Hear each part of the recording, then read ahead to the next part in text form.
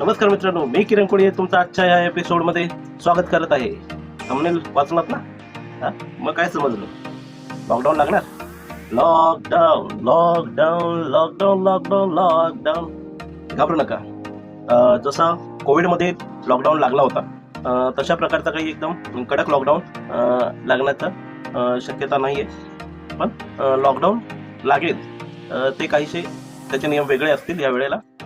मागच्या वेळेस 2020 साली मार्चमध्ये जो लॉकडाऊन लागला होता तो कोरोनामुळे जी महामारी आली होती भारतामध्ये, चायनाकडून ती पसरली होती सर्वत्र, इतर देशांमध्ये विदेशांमध्ये, आणि त्यानंतर मग भारतामध्येही तशी महामारी आली होती.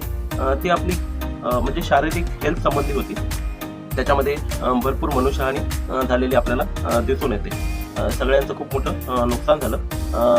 त्याबरोबर आपल्या प्रत्येकाचं पर्सनल नुकसान झालं, त्याबरोबर देशांचं पण खूप आर्थिक मोठं नुकसान झालेलं आहे असं दिसून येतं. पण तशीच काहीशी परिस्थिती आता 2026 मार्च मध्ये आलेली आहे. ती परिस्थिती उद्भवलेली आहे. ती आहे ते आता जे युद्ध चालू आहे, इराण वर्सेस अमेरिका आणि इस्रायल यांच्या जे युद्धाची परिस्थिती त्यांनी निर्माण केलेली आहे, आणि ते युद्ध वाढतच चाललंय, संपायचं नावच घेत नाहीये. जवळजवळ ऑगस्ट महिन्यापासून ते युद्ध चालू आहे, आणि आतापर्यंत आता जवळजवळ मार्च चालू आहे. हा मार्च पण संपायला आलेला आहे. आज आहे 26 मार्च आहे 2026. तर 26 मार्च 2026 या दिवशी हा व्हिडिओ मी बनवत आहे. तर मित्रांनो, आज अशी परिस्थिती निर्माण झालेली आहे. इस्रायल आणि अमेरिका यांनी जे इराणवर अचानक युद्ध पुकारलं, त्यांच्यावर हमला केला. तर हे युद्ध कधी पुकारलं गेलं होतं? तर हे ऑगस्टमध्ये पुकारलं गेलं होतं. त्याच्या अगोदर काय झालं होतं ते थोडंसं समजून घेऊया. जुलैच्या शेवटी आणि मार्चच्या सुरुवातीच्या काळामध्ये आपल्याला एक्स्टिंग फाईल चा स्कॅम उघडकीस आलेला दिसला होता. तेव्हा असं आपल्याला त्या एक्स्टिंग फाईलमध्ये दिसून आलं होतं की सगळ्या मोठ्या राष्ट्राध्यक्षांची नावं त्या एक्स्टिंग फाईलमध्ये होती. एक्स्टिंग फाईलमध्ये काय होतं बरं, तुम्हाला माहिती आहे का? त्या एक्स्टिंग फाईलमध्ये हे जे आपले ह्युमन म्हणजे मानवी तस्करी होते, लहान मुलींची जी तस्करी होत होती. तर अशा लहान मुलींना अशा म्हणजे गोपनीय बेटावर हे लोक म्हणजे तस्करी करून घेत होते, आणि तिकडे त्यांचं शारीरिक शोषण केलं जात होतं. आणि हे शोषण कोणी म्हणजे इतर कोणी करत नव्हतं. तर हा एक्स्टिंग नावाचा जो एजंट होता तो सुरुवातीला बघायला गेलं तर एक टीचर होता, पण जास्त पैसे कमवायच्या नादामध्ये त्याने हा प्रोफेशन स्वीकारला, आणि त्याचे कॉन्टॅक्ट नंतर एवढे वाढत गेले की प्रत्येक छोट्या मोठ्या राष्ट्राध्यक्षांशी त्याचे कॉन्टॅक्ट वाढले, आणि जास्त पैसे कमवण्याच्या नादामध्ये त्यांनी असा काय खेळ सुरू केला की सर्व देशातून जे लहान मुली आहेत त्या लोकांना म्हणजे त्यांना पळवून आणून हे करून त्यांना एका बेटावर डांबलं गेलं होतं, आणि त्यांचं शारीरिक शोषण केलं जात होतं. तर हे शोषण साठी ही गिरायक हा कुठून पकडायचा? तर ह्यासाठी तो गिरायक पकडायचा हे मोठे जे देशांचे राष्ट्राध्यक्ष होते, अमेरिका, फ्रान्स सारखे जे मोठे राष्ट्र होते, अजूनही भरपूर राष्ट्र आहेत, जास्त कोणाची नावं घेणार नाही. तर ह्या सर्वांचे जे मेन प्रमुख होते किंवा त्यांचे जे नेते होते, हे सर्व त्यामध्ये इन्व्हॉल्व्ह झालेले त्या एक्स्टिंग फाईलच्या जी नामावली लिस्ट जाहीर झाली होती त्याच्यामध्ये दिसून आलं आपल्याला. तर ह्याचेच काहीतरी धागेदोरे पुढे फाईल ती ओपन होणार, त्याच्यावर इन्व्हेस्टिगेशन होणार असे दिसत असताना अचानक अमेरिकेने इराणवर काहीही कारण नसताना अचानक हमला केला. त्यांचे जे मेन प्रमुख होते इराणचे, खामनेई, तर त्यांच्या घरावर त्यांनी बॉम्ब हल्ला केला, आणि त्यांचं त्यामध्ये खामनेई सोबत संपूर्ण होते कुटुंब त्यांचं त्यामध्ये मारलं गेलं. तर अचानक हे कसं काय घडलं? तर बोलतात ना की मोठ्या ज्या गोष्टी आहेत त्या दाबण्यासाठी असंच मोठं काहीतरी त्याच्यासमोर आणावं लागतं, मोठी बातमी. तर ही अशीच मोठी बातमी त्यांना काहीतरी घडवायची होती. तरच ही बातमी दाबून ठेवली जाऊ शकत होती. तर मला असं वाटतं की जेव्हा ती एक्सटिंग फाईल ओपन झाली त्याच्यानंतरच हे का घडलं. तर ह्या गोष्टी दाबून राहण्यासाठी लोकांचं लक्ष तिकडून विचलित म्हणजे हटवून ह्या युद्धाकडे दिशेने वळवण्याच्या दृष्टीने हे मोठं कारस्थान रचलं गेलं असावं. पण हे रचलेलं कारस्थानच आता त्यांच्या डोक्यावर पडलंय. म्हणजे उलट बोलतात ना, आपणच आपल्या पायावर कुऱ्हाड मारून घेतो. तशीच परिस्थिती अमेरिका आणि इस्रायलवर झालेली आहे. इराण हा एक छोटासा देश आहे, इस्लामिक देश, इस्लामिक मान्यता, सभ्यता, संस्कृती जपणारा देश आहे. पण ह्या खाडी देशामध्ये तो जरी छोटा असा देश आहे तरी आर्थिकदृष्ट्या खूप बलाढ्य आहे. त्याचबरोबर त्यांच्याकडे जगातल्या म्हणजे जास्तीत जास्त शस्त्रसाठा युद्धासाठी जो लागतो तो त्यांच्याकडे बनवण्याचा टेक्निक त्यांच्याकडे उपलब्ध आहे. म्हणजे अमेरिका ज्या स्पीडने बनवत असेल युद्धाचे सामान, त्याच्यापेक्षा जास्त स्पीडने इराणकडे टेक्निक आहे शस्त्रसाठा, म्हणजे अणुबॉम्ब असून दे किंवा बॉम्ब कुठल्याही प्रकारचे किंवा क्षेपणास्त्रे. तर हे सगळं बनवण्याचं टेक्निक इराणकडे कमी वेळामध्ये जास्त अशी साधनं बनवण्याचं टेक्निक इराणकडे आहे. त्याच्यामुळे जवळजवळ आता किती ऑगस्टपासून सप्टेंबर, ऑक्टोबर, नोव्हेंबर, डिसेंबर, जानेवारी आणि आता फेब्रुवारी, मार्च, जवळजवळ 6 महिने झाले इराण काही ऐकतच नाहीये. त्यांना एकदम म्हणजे जोराची टक्कर देते. तर या टक्करमध्ये आता लढून अमेरिकेचंही भरपूर मोठं नुकसान झालेलं दिसून येतं. त्याचबरोबर इस्रायलचंही मोठं नुकसान ह्या युद्धामध्ये झालेलं दिसून येत आहे. इराण तर त्याच्यामध्ये त्यांचे इतर मोठे जे नेते होते ते अमेरिका आणि इस्रायलने मारलेले आहेतच. आतापर्यंत जवळजवळ 5-6 मोठे नेते त्यांचे अमेरिकेने मारलेले आहेत. त्याचा बदला म्हणून इराण काही थांबत नाहीये.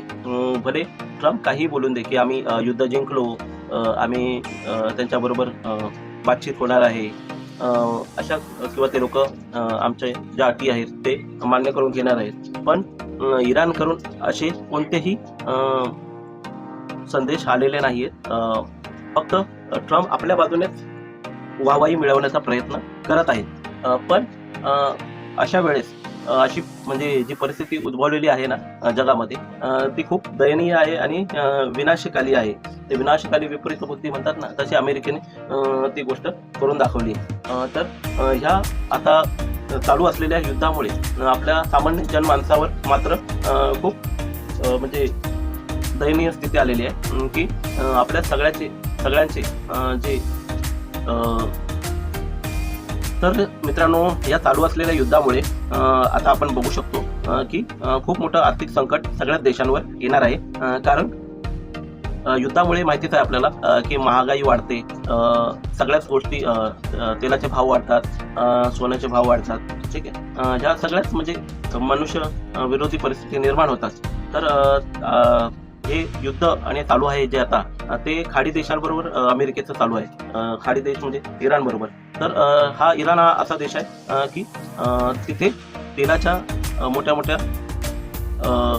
तेल साठे आहेत.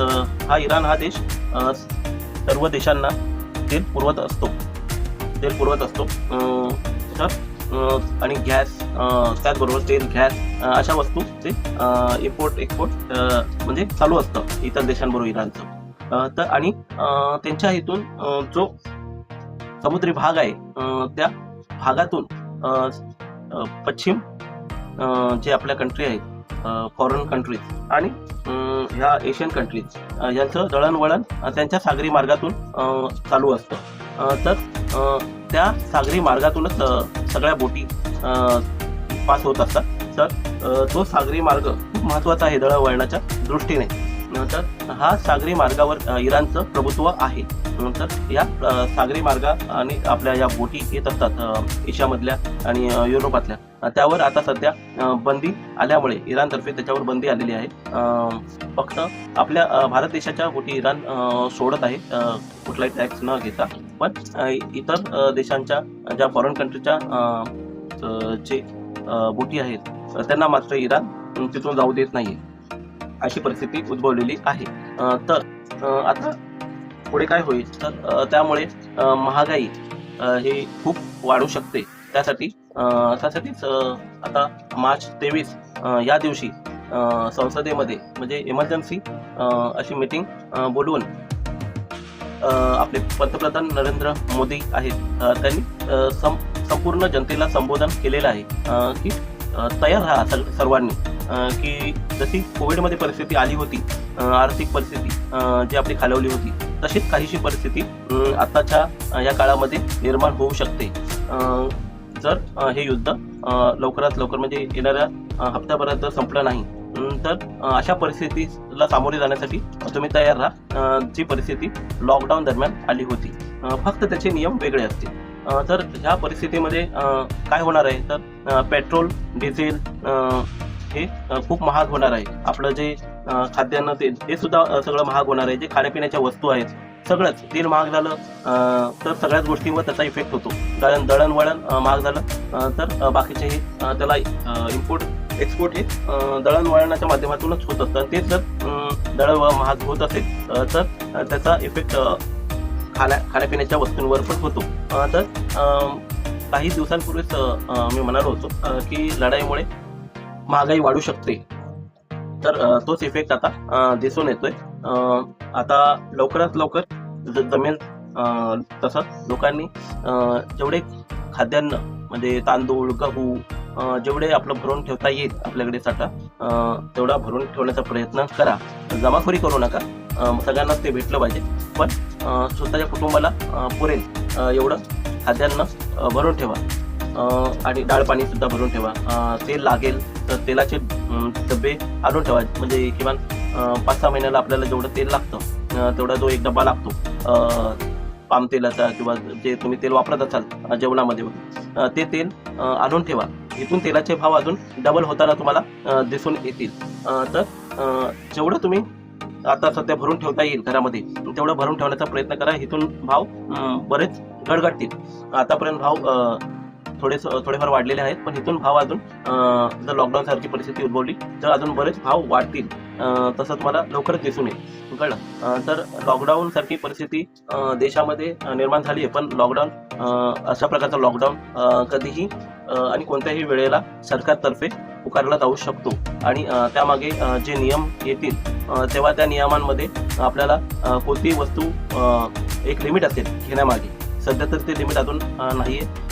तोपर्यंत त्या वस्तू तुम्ही घेऊन ठेवा. जमाखोरी करू नका. एवढं करा जेणेकरून त्या वस्तू सगळ्यांना मिळाल्या पाहिजे. ठीक आहे? तुम्हाला जेवढ्या वस्तू लागतील तेवढ्या घेऊन ठेवा आणि त्याचा सदुपयोग करा. दुरुपयोग होऊ देऊ नका. सध्या गॅसचे संकट आलेले आहे. गॅसचे बाटले जे आपल्याला 3-4 दिवसात मिळत होते ते आता 2 हप्ते होत आहेत. तर मी गेल्या हप्त्याच्या सोमवारी बुक केला आहे, तरी आता हा हप्ता संपायला आला तरी पण आमचा गॅस बाटला काही आलेला नाही आहे. तर अशा संकटाला आपल्याला तोंड द्यावं लागत आहे.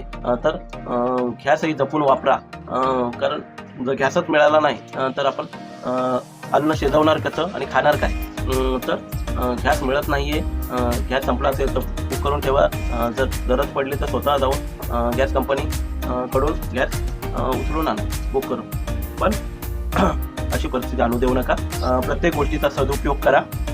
कुठलीही गोष्ट वेस्टेज घालवून देऊ नका. तर मित्रांनो, जी परिस्थिती आता येणार आहे तर अशी काही नियम लागू शकतात की त्या दरम्यान या दरम्यान आता लॉकडाऊन दरम्यान आता अशी परिस्थिती येऊ शकते.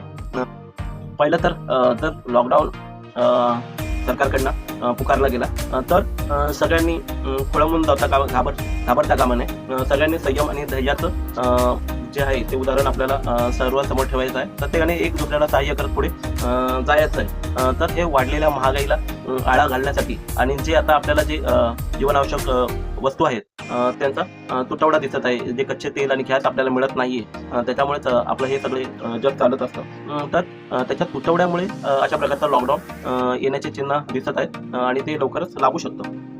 तर त्याच्यामध्ये काय नियम येऊ शकतात की ह्या ज्या प्रायव्हेट गाड्या बाहेर तुम्हाला फिरताना दिसत आहेत मोकाळ एकदम भरपूर प्रमाणात ट्रान्सपोर्टमध्ये या मोठ्या मोठ्या कंपन्यांमध्ये ज्या गाड्या वगैरे येतात तर जर त्यांना पेट्रोलच मिळालं नाही किंवा डिझेल मिळालं नाही किंवा CNG मिळालं नाही पेट्रोल पंपवर, तर अशा प्रकारचे जे उद्योग आहेत ट्रान्सपोर्टचे, तर हे उद्योग बंद होताना तुम्हाला दिसू शकतात. काही दिवसांसाठी तुम्हाला जोपर्यंत युद्ध थांबत नाही तोपर्यंत पेट्रोल डिझेल मिळताना खूप मुश्किल झालेलं आहे. तर पेट्रोल डिझेल याचं प्रमाण सरकार या लॉकडाऊन जर लावला तर त्यामध्ये ते निश्चित करू शकतात या लॉकडाऊन दरम्यान, तर की प्रत्येक गाडीमागे काही प्रमाणातच पेट्रोल डिझेल किंवा CNG मिळेल असं सरकार आणू शकते, कायदा आणू शकते जोपर्यंत हे संकट टळत नाहीये तोपर्यंत. आणि त्याच्यानंतर त्याच्यामुळे हे जे मोठे उद्योग आहेत त्याच्यावर त्याचा परिणाम पडू शकतो, जेणेकरून म्हणजे मोठ्या कंपनीतले जे एम्प्लॉई असतात त्यांना नेण्या आणण्यासाठी ह्या ट्रान्सपोर्टचा उपयोग होत असतो, त्याच्यावर हा परिणाम होताना तुम्हाला दिसू शकतो. परत ह्या अशा ह्याच्यामुळे मोठमोठे जे कंपन्या आहेत त्यांचे एम्प्लॉई जे कंपनीमध्ये येऊन काम करत असतात हजारोच्या संख्येने, तर सरकार असंही हे आणू शकते, निर्णय घेऊ शकते की त्याच्यामध्ये जे काम करणारे एम्प्लॉई आहेत तर त्यांना वर्क फ्रॉम होम म्हणजे घरी बसून काम करण्याचा निर्णय घेण्यासाठी या मोठ्या मोठ्या कंपन्यांना सांगू शकते, जेणेकरून जी दळणवळण आहे रस्त्यावरची जे गाड्या धावत आहेत त्यांना कमी पेट्रोल लागेल आणि लोक घरूनच काम करतील आणि इंधनाची खपतही कमी होईल, लोकांना बाहेर कमी पडायला लागेल असे निर्णय घेतले जाऊ शकतात. त्यामुळे प्रत्येकाने स्वतःची जी गाडी घेऊन आपण बाहेर निघतो बाईक वगैरे, तर ते बाहेर घेऊन जाणं टाळा सध्या तरी, कारण ही तेलाची गॅसची जी परिस्थिती निर्माण झालेली आहे ती परिस्थिती खूप दयनीय होणार आहे. तर ही जी सवय आहे ती आतापासूनच टाळा, कारण येणारे 5-6 महिने आहेत ते खूप बेकार आहेत, परिस्थितीच तशी उद्भवलेली आहे, काय करणार. तर आपल्याला प्रत्येकाला आपल्या ज्या सवयी आहेत त्या बदलण्याची गरज लागणार आहे. तर त्यामध्ये आपण मी पहिले सांगितलं की जे आपल्या गरजेचे सामान आहे ते तुम्ही भरून ठेवा. जवळजवळ 5-6 महिने ही परिस्थिती राहू शकते, किमान पाऊस पडेपर्यंत तरी ही परिस्थिती चालू राहू शकते. तर त्या अशा परिस्थितीसाठी तुम्ही तयार राहा, ठीक आहे. तर ह्यामध्ये आता जर उन्हाळा येणार आहे तर अशी काही परिस्थिती झाली तर आपल्या प्रत्येकाच्या ज्या नोकऱ्या आहेत जे मोठ्या मोठ्या ठिकाणी मोठ्या मोठ्या कंपन्यांमध्ये कामाला जातात, तर अशा ह्या आर्थिक ढासळलेल्या परिस्थितीमुळे आपल्यापैकी काही जणांच्या नोकऱ्याही जाऊ शकतात. कारण जर कंपन्यांना गरज नसेल, त्यांचे एम्प्लॉईज जर कंपनीमध्ये काम करण्यासाठी ते लोक बोलवत नसतील, तर त्यांच्या सर्व्हिससाठी जे थर्ड पार्टी काम करत असतात तर त्यांच्यावर त्यांच्या एम्प्लॉईवर काहीशी कुऱ्हाड येऊ शकते आणि त्यांच्या नोकऱ्या जाऊ शकतात, त्यांच्यामध्ये कमतरता होऊ शकतात. ह्या अशा परिस्थितीसाठी आपण तयार राहिलं पाहिजे. तर अशा परिस्थितीमध्ये घाबरू नका मित्रांनो. पूर्वी परिस्थिती आली होती तर काही दिवसांनी ती परिस्थिती पूर्ववत होईल, त्यामध्ये घाबरण्याची गरज नाही. थोडे महिने आपल्याला काटकसर करून जगावं लागेल, पण कोणीही असा टोकाचा निर्णय कधीच घेऊ नका आणि परिवारामध्ये शांतता ठेवा. जर गरज पडली तर हे मुलाची सुट्टी पडली गावाला जाऊन या, कारण गॅसची गरज गावामध्ये जास्त तुम्हाला लागणार नाही.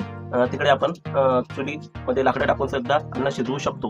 फक्त पुरेसा पैसा जवळ ठेवा, जेणेकरून जे जीवनावश्यक वस्तू आहेत त्या तुम्ही आणून तिथे म्हणजे आपलं अन्नधान्य आणून खाऊ शकता. तर जोपर्यंत ही परिस्थिती पूर्ववत होत नाही तोपर्यंत आपल्याला सगळ्यांना धैर्य ठेवायचं आहे. तर पुढची काही न्यूज आली तर तुमच्यापर्यंत नक्कीच पोहोचवेल. तर येणारं जे लॉकडाऊन आहे त्याला घाबरू नका. जे नियम आहे सरकार देईल त्या नियमाचं पालन करा, हीच तुम्हाला विनंती करतो आणि आता या ब्लॉगचं समाप्ती करतो. Thank you very much.